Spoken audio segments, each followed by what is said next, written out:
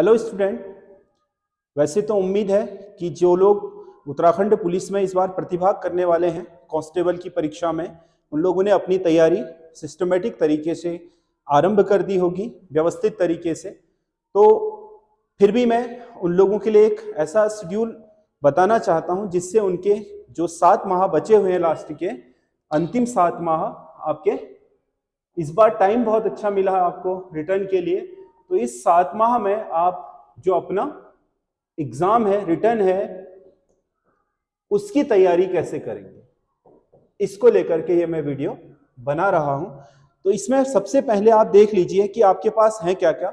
आपके पास हिंदी है, इस पे मैंने वीडियो बना दिया है कि कौन कौन से आपके टॉपिक है। उत्तराखंड है, इस पर मैंने आपका वीडियो बना दिया है। इसके अलावा आपका जो चौथी यूनिट है, तीसरी यूनिट है, उसमें आपका रीजनिंग है, जीएस है। जीएस मतलब सामान्य अध्ययन,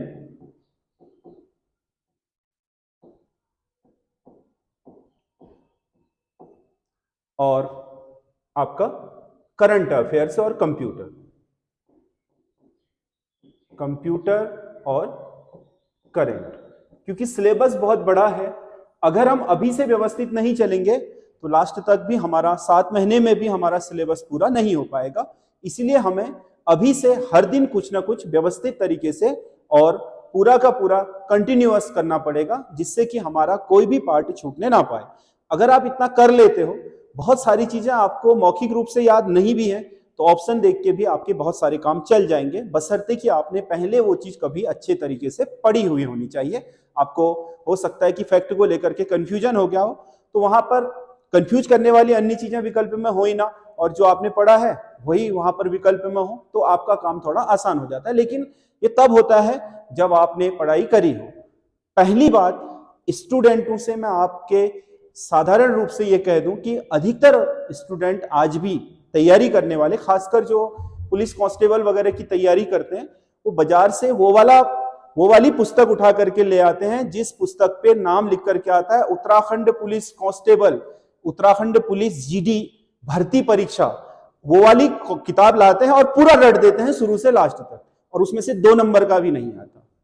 कोई भी हो, वो किसी भी प्रकाशक की हो, उसे पढ़ करके आपका एग्जाम नहीं निकल सकता। इस गलतफहमी को आप अभी से दूर कर लें, क्योंकि वो आपका एक अनुमान लगाने के लिए हो सकता है कि हाँ, इन क्षेत्रों को पढ़ना है, सिलेबस में इन क्षेत्रों को छूना है, वो अपने आप में कंप्लीट नहीं होती हैं। इसीलिए उनसे आप बचने का प्रयास करें। अगर आप ले भी रहे हैं तो उसे एक प्रैक्टिस सेट के तौर पर लीजिएगा, उसे कंप्लीट पढ़ाई के तौर पर मत लीजिएगा, वो आपका पूरा सिस्टम खराब कर देगी। दूसरा, अगर आप चाहते हैं कि आप YouTube के भरोसे निकाल लेंगे, और दुनिया भर का YouTube में व्यवस्थित कंटेंट डाल पाना इतना आसान है नहीं, इसीलिए वहां पर भी टेस्ट सीरीज वगैरह जो चलाते हैं आप उसे पढ़ सकते हैं, या किसी भी टॉपिक में आपको चीजें समझ नहीं आ रही हैं तो उस टॉपिक को सर्च करके आप देख सकते हैं। उसमें आपकी कोई अच्छा टीचर पढ़ा रहा है तो वो आपकी समझ को डेवलप कर सकता है, उस टॉपिक को आसानी से समझा सकता है। इसके लिए ये बहुत अच्छा और सहायक टूल हो सकता है। कंप्लीट पढ़ाई के लिए ये संसाधन नहीं है। कंप्लीट पढ़ाई के लिए आपको बुक लेनी पड़ेगी। और जहां तक हिंदी की बात है, तो मैं आपको सीधे बोल दूं कि यूके ट्रिपल एससी की हिंदी के लिए आप एक तो लूसेंट की बुक ले ही ले। लूसेंट की बुक आप ले लें। इस बुक में आपका कम से कम 12 या 13 नंबर का कवर हो जाएगा। अभी से आप रोज कम से कम 1 घंटा रोज आप शब्दों को दें। ये ध्यान में रखिएगा। शब्दों को मतलब इसमें आप पर्यायवाची, विलोम, तद्भव, तत्सम, वर्तनी शुद्ध करने की प्रैक्टिस, और आपका अनेकार्थी, एकार्थी, पर्यायवाची, मुहावरे, लोकोक्तियां, शब्द समूह के लिए एक शब्द, इन सारी चीजों को कंप्लीट करें। रोज 1 घंटा दें। अपनी एक रफ कॉपी उठाएं, रोज उसमें किताब में से पढ़ें और उसमें कॉपी में लिखें। और कुल मिलाकर के अगर आप ग्रुप स्टडी करते हो, आपके साथ में कोई हो, तो जो आपने पढ़ा है दूसरे को किताब दे करके उससे पूछवाएं जरूर। उससे यह पता चलता है कि हमें याद है या नहीं है, तो वो काफी आपका हेल्पफुल होता है ग्रुप स्टडी करना। कम से कम आप फिजिकल के लिए जाते हैं तो आपके ऐसे दोस्त बन जाते हैं, तो 2-3 घंटा आप लोगों को साथ में पढ़ना चाहिए। सबसे अच्छी स्ट्रेटजी होती है पढ़ाई करने की कि आप दो या तीन लोग हो, उससे ज्यादा बड़ा ग्रुप नहीं बनाना चाहिए, फिर वहां पर गप ज्यादा होने लग जाती है। 2 सिंसियर लोगों का या 3 लोगों का आप ग्रुप बनाइए, आपस में पूछिए जरूर।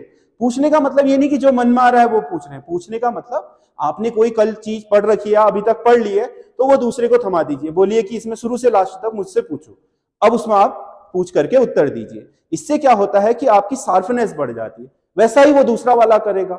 इससे क्या होता है कि आप पढ़ते भी जाते हो और आपको एग्जामाइन भी होते जाते हो, मतलब आपकी टेस्ट भी होते जाता है कि आपको याद है या नहीं। ये सबसे अच्छी स्ट्रेटजी होती है शब्दावलियों को याद करने की। 1 घंटा इसे दें, आधा घंटा ग्रामर को डेली का, और आधा घंटा दें आप डेली का आपके उत्तराखंड के गढ़वाली और कुमाऊनी के शब्दकोश को। अभी मोटी बुक ना उठाएं, इंटरनेट में कुमाऊनी गढ़वाली शब्दकोश डाल करके गूगल से आप वहां से लें और वहां से कुछ लोकोक्तियां, 5-6 लोकोक्तियां, मुहावरे, कहावतें रोज की लिखें और उनको याद करें। इससे क्या होगा, अधिकतर चीजों पर आपकी कवरेज हो जाएगी। ये काम आपको हिंदी के लिए करना है, ये 2 घंटा रोज है, ये करना ही है। आप सुबह उठ करके पहले इसे कर लो या शाम में कर लो या दिन में कर लो, जब भी अपने टाइम टेबल में रखते हो कर लो।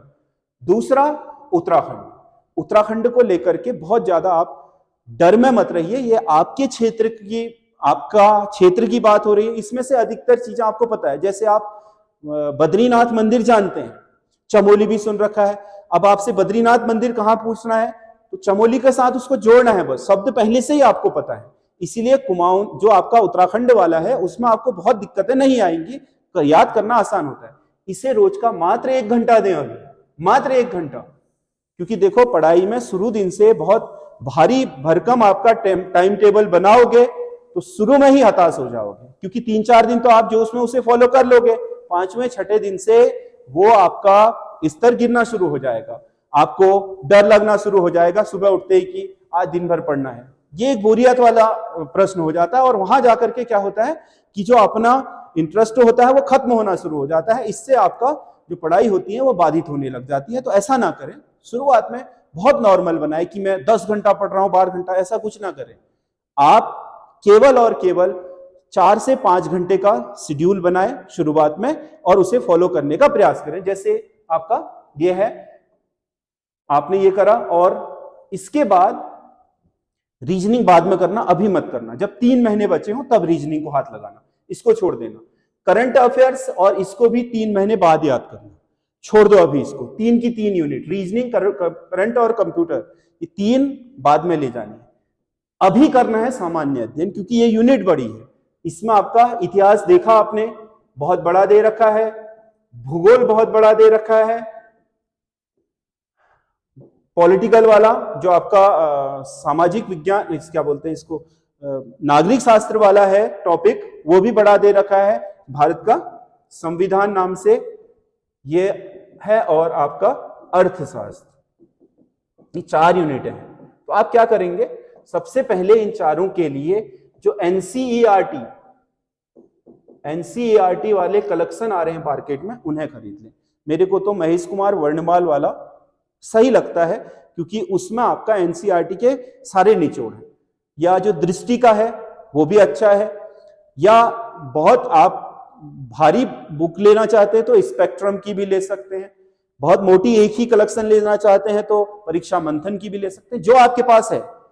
अगर इन चारों में से कोई भी है तो आप उसी से पढ़िएगा। अगर आपके पास एक भी नहीं है और नीली वाली वन लाइनर ल्यूसेंट के भरोसे रह रहे हैं, तो उसमें पढ़ाई तो हो जाएगी, उसमें फैक्ट भी बहुत हैं, बहुत ज्यादा फैक्ट हैं, काम आ जाते हैं, पर उन फैक्टों को याद रख पाना बहुत मुश्किल है, क्योंकि 20,000 चीजों को बार बार दोहराना, उनमें कंफ्यूजन, ये सारी चीजें होती रहेंगी। क्योंकि जब तक आप उनके सिस्टम से नहीं पढ़ोगे तो वो आपके लिए दिक्कत करेंगे। तो इनके लिए आप कोई ना कोई बुक ले लें। पहले इतिहास वाला चैप्टर पूरा करें, एक पतली कॉपी लेकर के उसमें आपके जो भी इंपॉर्टेंट फैक्ट हैं पहले पढ़ते समय उसको आप हाईलाइट कर लें, अंडरलाइन कर लें, बाद में उसे अपनी कॉपी में उतार लें। ये करना है पहले महीने। दूसरे 1 महीने का लक्ष्य बनाइए, 1 माह, बस 1 मंथ। 1 महीना अगला भूगोल में लक्ष्य बनाइए, 1 महीना संविधान में, 1 महीना अर्थशास्त्र। ये 4 महीने में 4 चीजें हो जाएंगी और रब एक कॉपी में 4 की 4 पतली कॉपियों में आपके पास इनके पूरे फैक्ट हो जाएंगे। पढ़ भी लिया है, फैक्ट भी समझ में भी आ गया, फैक्ट भी है। अब क्या करोगे, लास्ट के 3 महीनों में इनको केवल रिवीजन करोगे। बस इसको रिवीजन में डाल दोगे, इनको रिवीजन में डाल दोगे। हिंदी वाला कंप्लीट है आपका, ये 2 रिवीजन में आ गए हैं। तो आपका ये क्या है, 2 घंटा हिंदी को देना है शुरुआत में, क्योंकि लास्ट में ये 1 घंटे का भी नहीं रह जाएगा। 3 महीने बाद ये 1 घंटे से भी कम समय में सारा होना शुरू हो जाएगा, वहां समय बच जाएगा आपका। ये 1 घंटा अभी दे रहे हो, बाद में ले जा करके इसको 2 घंटे तक ले जाना है, बढ़ाना है इसको। तो 2 1 3 घंटा, 2 घंटा रोज इसको दे, 5 घंटे हो गए। ठीक है, इससे ज्यादा ये नहीं कि 10 घंटे 12 घंटे 14 घंटे पढ़ना है, ऐसा कुछ नहीं है। इतना भयंकर पेपर नहीं होता है। अगर सिस्टम से 7 महीने काम करोगे तो इसमें आपको किसी भी तरह की कोई दिक्कत नहीं आएगी। और यूनिटों को पहले एक बार सारी की सारी यूनिटों को अच्छी तरीके से पढ़ करके शॉर्ट नोट्स बना लें अपने, और सबको बराबर समय डिवाइड कर दें। पहले 5 घंटे करोगे, बाद में क्या होगा, हिंदी का घंटा घट करके 1 हो जाएगा, क्योंकि इसमें से अधिकतर चीजें याद हो जाएंगी। अब पूछने का काम है, पढ़ना नहीं है। 3 महीने बाद, 3 महीने बाद क्या होगा, जो हिंदी को 1 घंटा एक्स्ट्रा दे रखा था, उस 1 घंटे में जितने भी रीजनिंग के चैप्टर दे रखे हैं 1 महीने तक लगातार उनको बनाइए, और अगले महीने से आधे आधे घंटे उनको केवल प्रैक्टिस सेट कर लीजिए। बस हो गया। प्रैक्टिस सेट कोई भी उठा लो आप, किरण वगैरह के आते हैं मार्केट में, साधारण। और आधा घंटा कंप्यूटर को दें, आधा घंटा करंट अफेयर्स को। बाद में भी आप 5-6 घंटे ही पढ़ाई करें, लेकिन ये 5-6 घंटे 6 माह 7 माह डेली के डेली अगर निकालोगे तो वहां जाने तक बहुत अच्छी तैयारी आपकी हो जाएगी। 10-12 घंटे का शेड्यूल मत बनाइएगा, मैं शुरुआत में ही बता दूं, क्योंकि आप लोगों को पढ़ने की इतनी आदत है नहीं।